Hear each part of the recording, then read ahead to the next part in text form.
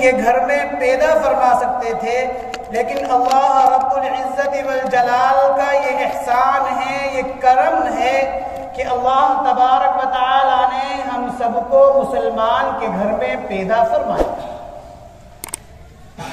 اور اللہ تبارک و تعالی نے ایمان والا بنایا، امت محمدیہ میں پیدا فرمایا، ہمیں ایسے نبی کی امت میں پیدا فرمایا جو تمام نبیوں سے اعلیٰ ہے، جس کا مرتبہ تمام نبیوں سے بلند ہے، جو تمام نبیوں پر افضلیت لیے ہوئے ہے۔ اللہ رب العزت والجلال نے ہمیں ایسے نبی کی امت میں پیدا فرمایا۔ جب اللہ تبارک و تعالی نے ایسے نبی کی امت میں پیدا فرمایا تو اس نبی کی امت کا مقام بھی اعلیٰ ہوگا، اس نبی کی امت کا مرتبہ بھی اعلیٰ ہوگا، اس نبی کی امت کا مرتبہ بھی ارفع ہوگا۔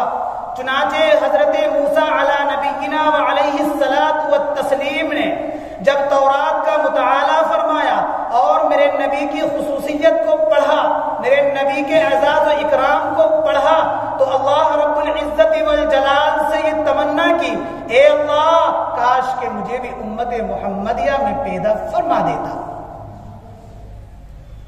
تو معلوم ہوا کہ محمد الرسول اللہ صلی اللہ علیہ وسلم کی امت کا مرتبہ کتنا بلند ہے، کتنا اعلیٰ مرتبہ ہے، لیکن ہم لوگ اس بات کو جانتے ہیں کہ ہم امت محمدیہ میں پیدا کیے گئے ہیں، نبی کے احکامات کو ہم کتنا کرتے ہیں، آپ کے احکامات پر کتنا چلتے ہیں، یہ ہم سب بخوبی جانتے ہیں۔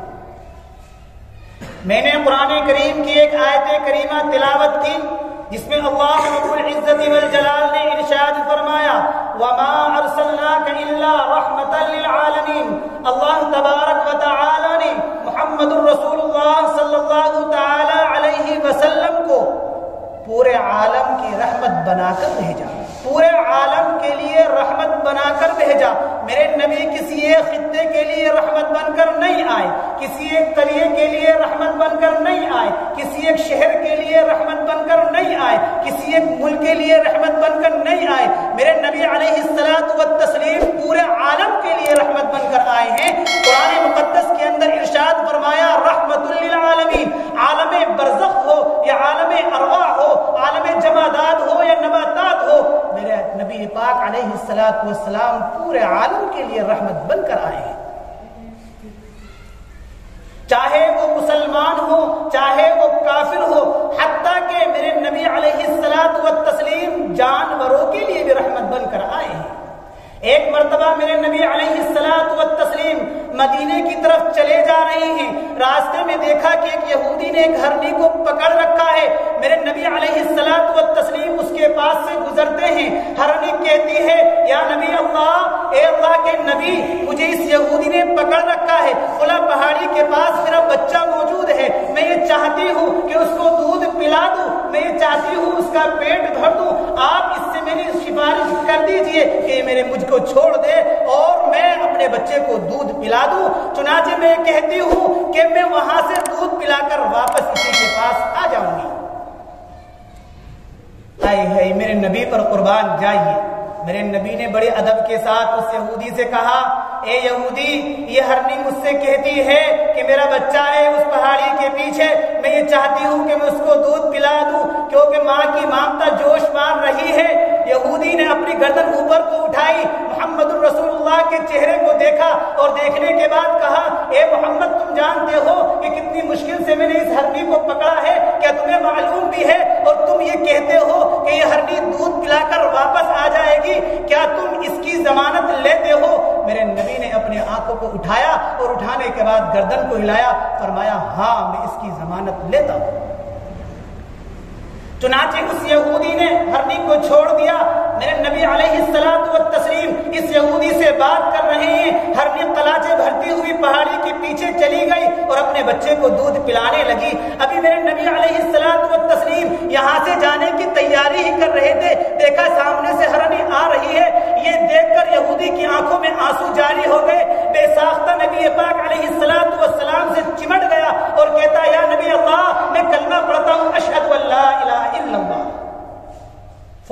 کلمہ پڑھ لیا اور مشرف باسلام ہو گیا۔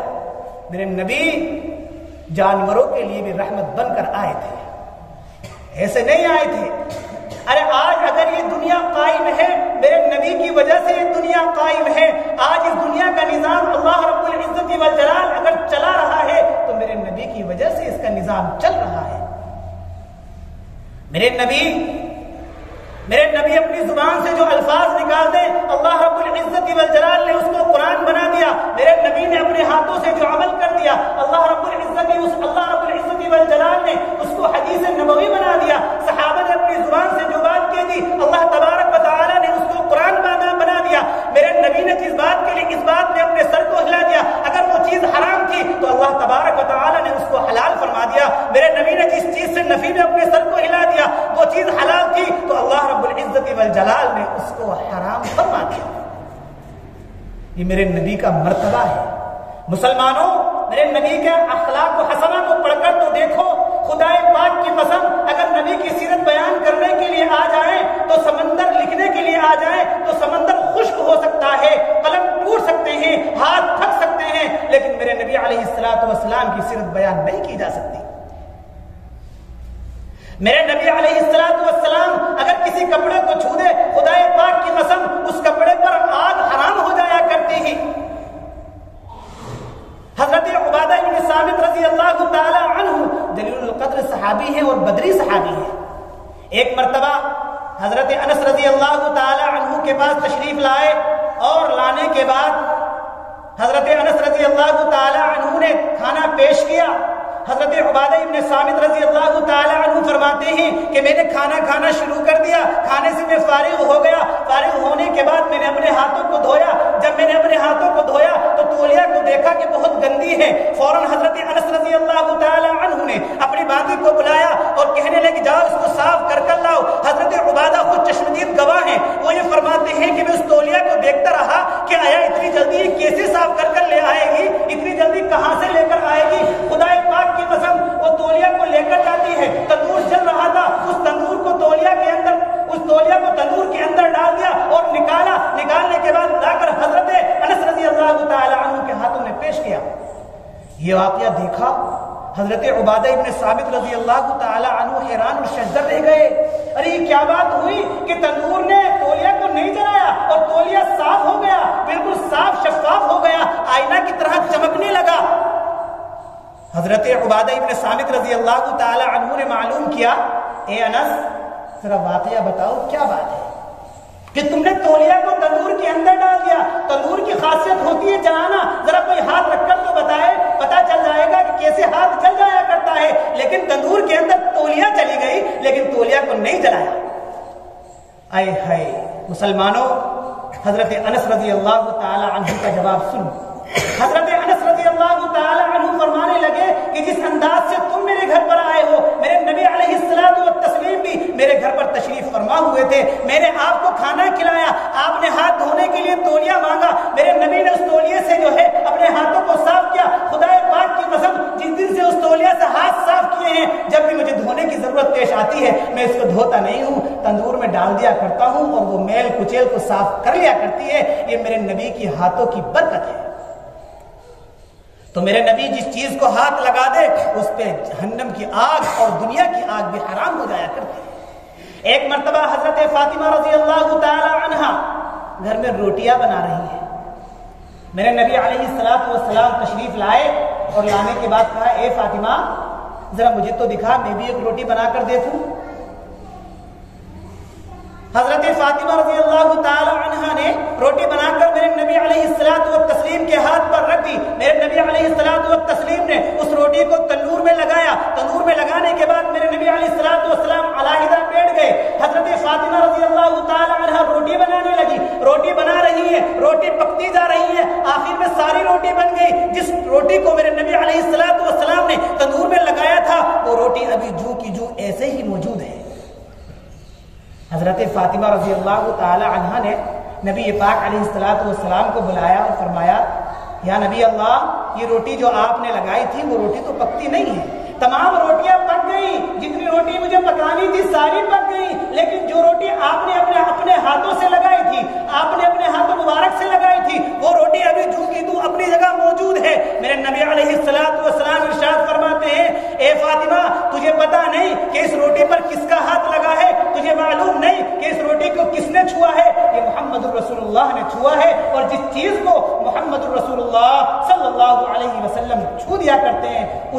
آگ حرام ہو جایا کرتی ہے۔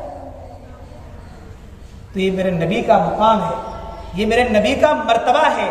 میرے محترم بزرگوں اور دوستو، آج ہم اپنی زبان سے کہہ دیتے ہیں کہ ہم محمد کے عاشق ہیں۔ ارے محمد کے عاشق جانتے ہیں کسے کہتے ہیں؟ صحابہ کرام سے پوچھو، صحابیات سے پوچھو، وہ تھی میرے نبی کے عاشق۔ ہم اپنی زبان سے عشق ہونے کا، عاشق ہونے کا دم بھرتے ہیں، یہ سراسر جھوٹ بات ہے۔ ارے اگر عشق دیکھنا ہے تو صحابہ اکرام کا عشق لا کر دیکھو۔ ایک مرتبہ میرے نبی علیہ الصلوۃ والتسلیم 3 دن کے بھوکے ہیں، فاقے پر فاقے لگ رہے ہیں۔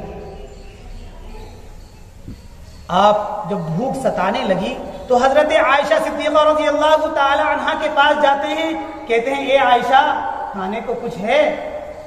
حضرت عائشہ نے نفی میں سر ہلا دیا۔ اس کے بعد حضرت صفیہ رضی اللہ تعالی عنہا کے پاس جاتے ہیں، اے صفیہ کھانے کو کچھ ہے؟ صفیہ نے بھی انکار کر دیا۔ حضرت ام سلمہ رضی اللہ تعالی عنہا کے گھر جاتے ہیں، اے کھانے کو کچھ ہے؟ ام سلمہ نے بھی منع کر دیا۔ حضرت میمونہ رضی اللہ تعالی عنہا کے گھر جاتے ہیں، پوچھا کھانے کو کچھ ہے؟ حضرت میمونہ نے بھی منع کر دیا۔ غرض کے نبی علیہ الصلوۃ والتسلیم اپنی تمام بیویوں کے پاس گئے، سب نے انکار کر دیا کہ یا نبی اللہ کھانے کو گھر میں کچھ بھی نہیں ہے۔ میرے نبی علیہ الصلوۃ والتسلیم جب بھوک کی شدت ستانے لگی، میرے نبی پریشان حال ہو گئے۔ حضرت فاطمہ رضی اللہ تعالی عنہا کا گھر کا رخ کیا اور چلتے بنے۔ حضرت فاطمہ رضی اللہ تعالی عنہا کے گھر پہنچتے ہیں، دروازہ کھٹکھٹاتے ہیں، اندر سے آواز آتی ہے کون؟ فرمایا محمد، فرمایا محمد، فرمایا محمد۔ حضرت علی رضی اللہ تعالی عنہ نے دروازہ کھولا، دیکھا کہ محمد رسول اللہ صلی اللہ علیہ وسلم دروازے پر کھڑے ہوئے۔ فرمایا مرحبا مرحبا یا نبی اللہ، تشریف لائیے تشریف لائیے۔ میرے نبی علیہ الصلوۃ والسلام اندر تشریف لے گئے۔ حضرت حسین کو بلا دیا گیا، حضرت حسن کو بلا دیا گیا، حضرت فاطمہ بھی آ گئی، حضرت علی رضی اللہ تعالی عنہ بھی بیٹھ گئے۔ میرے نبی نے بڑے نرم لہجے کے اندر کہا، اے فاطمہ کھانے کو کچھ ہے؟ بہت زیادہ بھوک لگی ہے۔ آئے اتنا سننا تھا کہ حضرت فاطمہ رضی اللہ تعالی عنہا کے آنکھوں سے آنسو جاری ہو گئے۔ فرمایا یا نبی اللہ 24 گھنٹے مجھے بھی ہو گئے، میرے بچوں کو 24 گھنٹے ہو گئے، حضرت حسن نے کچھ نہیں کھایا، حضرت حسین نے کچھ نہیں کھایا، حضرت علی بھی بھوکے ہیں، میں بھی بھوکی ہوں۔ یا نبی اللہ کھانے کو ہمارے گھر میں بھی کچھ نہیں ہے۔ یا نبی اللہ میں تو برداشت کر سکتی ہوں، یا نبی اللہ حضرت علی بھی برداشت کر سکتے ہیں، لیکن آپ کو معلوم ہے کہ حضرت حسن بھی بھوکے ہیں، حضرت حسین بھی بھوکے ہیں، وہ کہاں تک برداشت کریں گے؟ اللہ کے نبی علیہ الصلوۃ والتسلیم اٹھے اور چلے گئے۔ ابھی میرے نبی کچھ ہی دور گئے تھے، زیادہ دور نہیں گئے تھے، دیکھا کہ کہیں سے 2 روٹی اور کچھ گوشت کا ہدیہ آیا۔ جب ہدیہ آ گیا تو حضرت فاطمہ رضی اللہ تعالی عنہا حضرت علی رضی اللہ تعالی عنہ کو چہرے کو دیکھتی ہیں، حضرت علی رضی اللہ تعالی عنہ حضرت فاطمہ کے چہرے کو دیکھتے ہیں، آپس میں دونوں ایک دوسرے کے چہرے کو دیکھ رہے ہیں اور آپس میں اشاروں میں باتیں کر رہے ہیں۔ فرماتے ہیں نہ تو ان روٹیوں کو حضرت حسن کھائیں گے، نہ ان روٹیوں کو حضرت حسین کھائیں گے، نہ ان روٹیوں کو حضرت علی کھائیں گے، نہ ان روٹیوں کو حضرت فاطمہ کھائیں گے۔ اگر کھائیں گے تو کون کھائیں گے؟ میرے نبی علیہ الصلوۃ والتسلیم کھائیں گے۔ حضرت علی رضی اللہ تعالی عنہ گھر سے نکلے اور دوڑے دوڑے نبی پاک علیہ الصلوۃ والسلام کا دامن پکڑا اور فرمایا یا نبی اللہ آپ گھر تشریف لے چلیے، 2 روٹی ہدیے میں آئی ہیں، کچھ گوشت آیا ہے، آپ چلیے کیونکہ وہ آپ کے لیے بھی ناکافی ہوگا، ہم تو بعد میں کھا لیں گے۔ میرے نبی علیہ الصلوۃ والسلام نے کوئی جواب نہ دیا اور واپس آنے لگے۔ جب حضرت فاطمہ رضی اللہ تعالی عنہا کے گھر تشریف لانے کے بعد میرے نبی نے ارشاد فرمایا اے فاطمہ دسترخوان بچھاؤ۔ حضرت فاطمہ فرمانے لگی یا نبی اللہ 2 روٹیاں ہیں، آپ دسترخوان بچھانے کو کہہ رہے ہیں، آپ کس کس کو کھلائیں گے؟ ارے اے صاحب میں بھی سو جاتی ہوں، حضرت علی بھی سو جائیں گے، حضرت حسین اور حضرت حسن کو بھی میں سلا دوں گی، آپ ان کو تناول فرما لیجیے۔ لیکن قربان جائیے میرے نبی علیہ الصلوۃ والتسلیم کا فوراً میرے نبی نے کہا فاطمہ دسترخوان بچھاؤ۔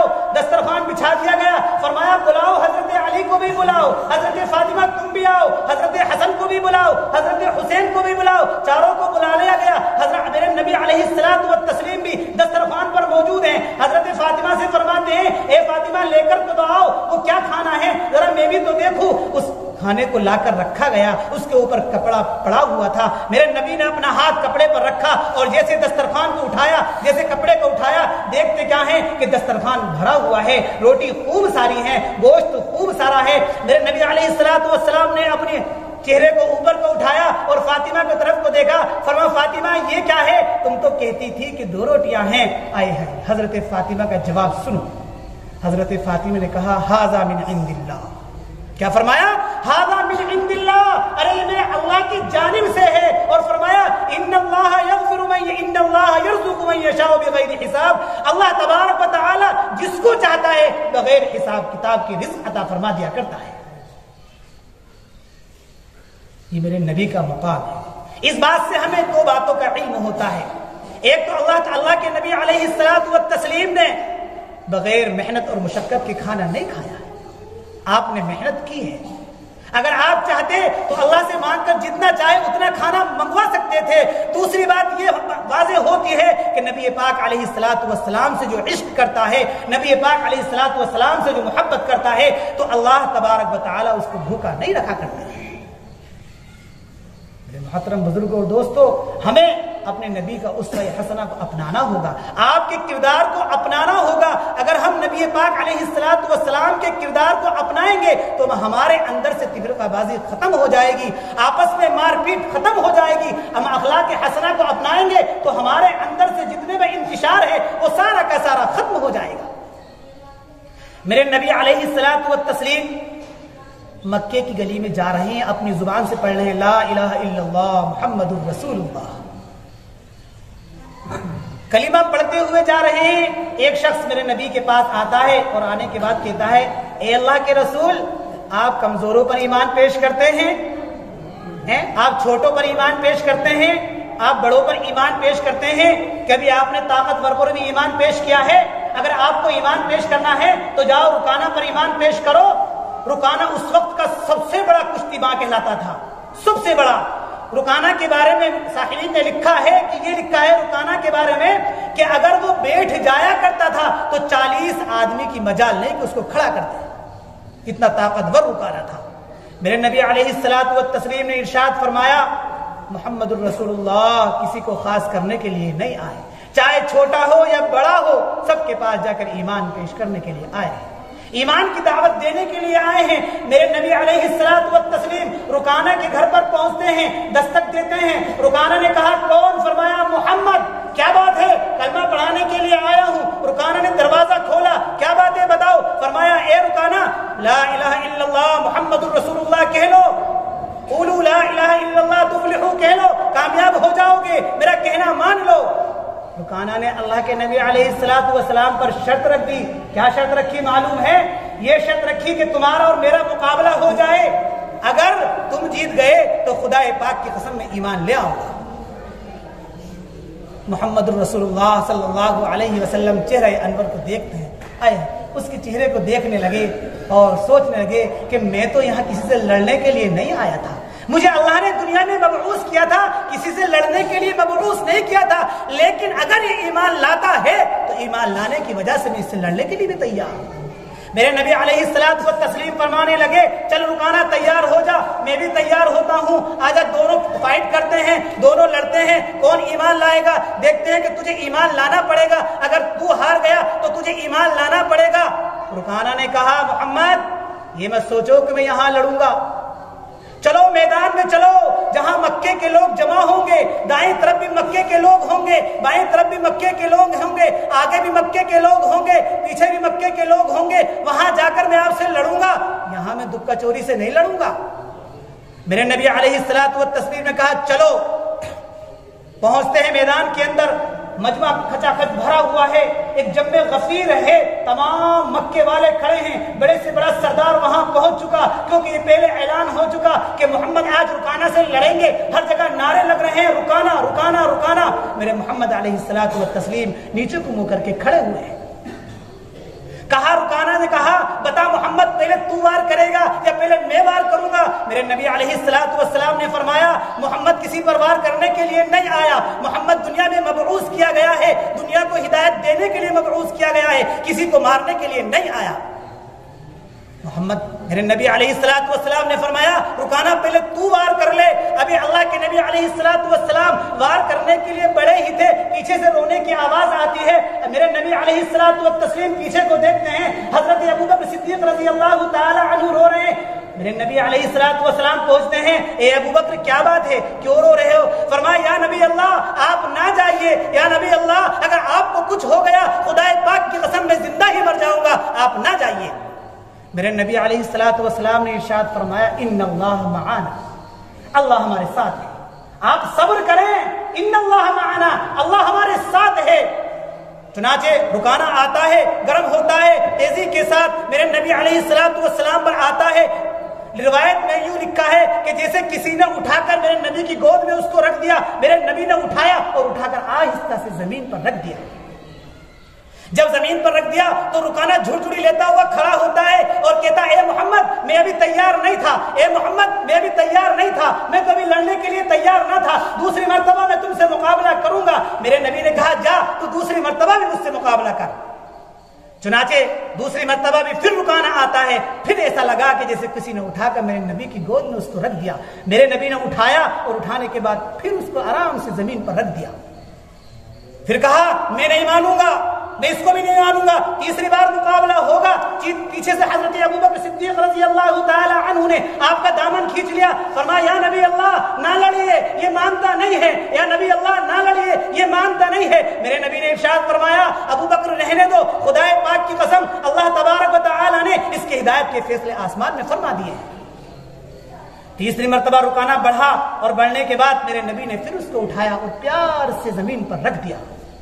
رکانا کھڑا ہوا, کھڑا ہونے کے بعد میرے نبی کا ہاتھ پکڑا اور ہاتھ پکڑنے کے بعد کہا یا نبی اللہ میں اب اشہد ان لا الہ الا اللہ و اشہد ان محمد عبدہ و رسولہ, میں ایمان لاتا ہوں آپ پر. جب یہ نعرہ بلند ہوا تو مکے کے سردار, مکے کے بڑے بڑے کافر کہنے لگے اے رکانا تم ایمان نہ لاؤ, دوسری مرتبہ نبی سے لڑ لینا, اے رکانا تم ایمان نہ لاؤ, دوسری مرتبہ اللہ کے رسول سے لڑ لینا. لیکن رکانا نے نہیں مانی اور رکانا نے سب کو خاموش کیا اور خاموش کرنے کے بعد کہنے لگا میری بات سنو.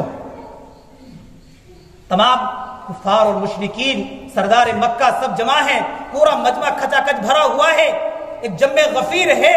رکانہ نے کہا تمہیں معلوم ہے جب دو کا مقابلہ ہوا کرتا ہے, آپ کو معلوم ہے جب دو لڑا کرتے ہیں, جب کوئی مات کھاتا ہے تو مات کھانے والا اس کو آرام سے نہیں بٹھایا کرتا بلکہ دے کے مارتا ہے. لیکن میں قربان جاتا ہوں اپنے نبی پر, میرے نبی نے مجھے 3 مرتبہ زمین پر رکھا, خدا پاک کی قسم ایسے رکھا جیسے ماں اپنی گود میں اپنے بچے کو سلاتی ہے. یہ میرے نبی کا کردار تھا, اس وجہ سے رکانہ ایمان لایا تھا. یہی میرے نبی کا اسوہ حسنہ تھا کہ آپ نے دشمن کو بھی پیار و محبت سے آپ نے نیچے زمین پر رکھا. آج ہم خود جانتے ہیں, آج ہم لوگ بخوبی جانتے ہیں کہ ہم اپنے نبی سے کتنی محبت کرتے ہیں. آج ہمارے سامنے ہمارے نبی کی سنت کو پامال کیا جاتا ہے لیکن ہمیں کوئی توجہ نہیں ہوتی ہے. یہ ہمارے نبی کا کردار تھا. میرے محترم بزرگوں اور دوستوں, ہمیں نبی پاک علیہ الصلوۃ والسلام کے کردار کو اپنانے کی ضرورت ہے. اللہ تبارک و تعالی مجھے اور آپ کو کہنے سننے سے زیادہ عمل کرنے کی توفیق عطا فرمائے. آمین. وآخر دعوانا الحمد للہ رب العالمین.